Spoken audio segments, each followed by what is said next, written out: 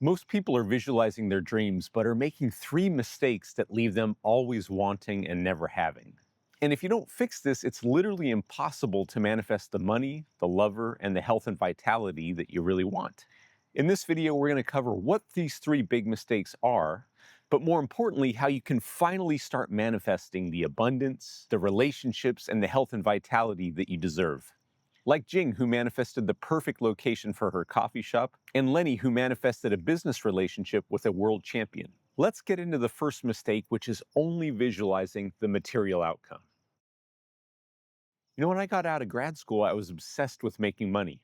I had this pile of student loan debt, no job, and rent to pay. I had just started studying the law of attraction, and the take-home message that I got was visualize checks coming into the mail. And boy, did I visualize checks coming in the mail, money growing on trees, falling from the sky, and guess what? I was still broke. It was super frustrating because I wanted it to work. I saw it was working for others, but it just didn't seem to be working for me. I realized later that I was focusing on the manifestation of the money, but I was ignoring the most important part, which was embodying the state of being wealthy. You see, most people think once they get the manifestation, they'll feel better. Once they get the money, they'll feel wealthy. Once the lover shows up, they will feel unconditional love. Once they're in their dream job, they'll feel fulfilled.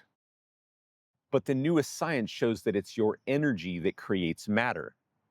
And your energy, your vibrational frequency, is based on what you believe to be true, which influences how you feel and ultimately what you do. So if you're like I was and you're focused on the money or the relationship, start focusing on manifesting the version of you that would naturally attract what it is that you're looking for. Start walking like that person, talking like that person, thinking like that person, behaving as that person. And you'll begin to shift your energetic frequency and automatically begin to attract all those things to you. A bit later in this video, I'll show you exactly how to do that. But first, let's look at the second pitfall that keeps people separate from their manifestations. It's what I call digging up the seed.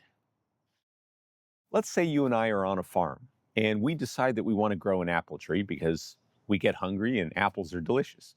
So we go to the store, we pick out our favorite seeds, and then we come back and we plant those seeds in the ground and start watering them. The next day we come back, we're getting pretty hungry, so we start looking around, no apples to be seen anywhere. So what do? We start digging up the seed to see if it's actually growing. Now you imagine if we did that every day, we'd be buying apples at the store for the rest of our lives. Manifesting your desires is exactly like plucking a ripe apple off of a tree. When you go into your meditation and you visualize the version of yourself that already has what you want, you've just planted a seed. When you act on your greatest passions every moment of the day with no expectations, now you're beginning to water the seed. Now you're starting to let the sun hit the seed.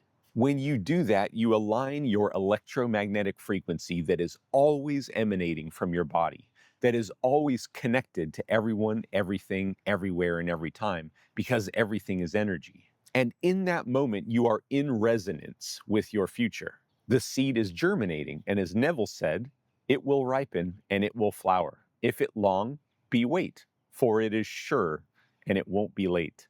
I want you to put down in the comments, it will ripen and it will flower. Now, the last mistake people make is insisting on a particular outcome. Now, just yesterday, I was talking to one of my private clients, and she said she was terrified of going up to strangers and starting a conversation. In her head, she started thinking, what if I run out of things to say? What if this person's a weirdo? What if they don't like me?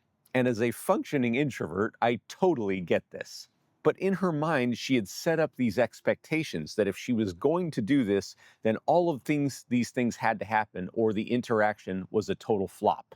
But what's interesting is she has no idea what the best possible outcome is.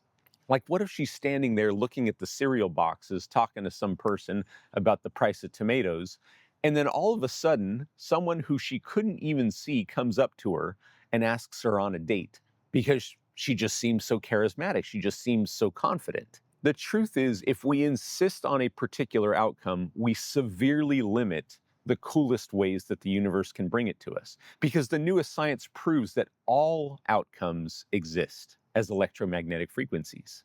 What this means in plain English is that there's a reality that exists right now where you already have all of the money that you need and want. You already have the lover that you've been looking for, and you already have the health and vitality that you've been desiring forever. All you got to do is tune into it. Now, how do you do that, Ramon? Well, step one is you got to pull out the weeds. Going back to the apple analogy, if we're going to plant this amazing tree, we got to pull out the weeds or they'll take the garden. The weeds in this metaphor are your negative beliefs about yourself. Now, not negative as in bad, but as in diminishing, as in disintegrating, as in separating. You know, the beliefs like, I can't, I'm not good enough, I'm broken, I'm not worthy, all of that stuff. I've created a tool called the Subconscious Reset that'll help you with this, and you can download it for free by clicking the link in the description. Step two is to decide exactly what you want. You want to be wealthy? You want a loving relationship? You want a career that fulfills you? Decide exactly what it is you want. This is like plugging in the destination in your GPS. Now, step three is to act following this formula. Now, I learned this from Bashar, and this helped me manifest my dream home with a tennis court, my soulmate, all expenses paid vacations, and many more things. And if you just follow this, it'll do really amazing things for you too. The idea is to act on your highest passion every moment that you can, taking it as far as you can, doing it to the best of your ability with no insistence on what the outcome should be. Now, we've done many videos about this, but the idea is when you do this, you align your frequency with your highest passion, with the things that most excite you. And because you get what you put out, you can only manifest more of what excites you, more things to feel passionate about. If you'd like more personalized help with this, make sure to book a consultation with me. I'll leave a link in the description. In the meantime, I'd love to know what resonated with you most down in the comments. Like and subscribe if you like this content, and watch this video next. It'll really help you. See you soon.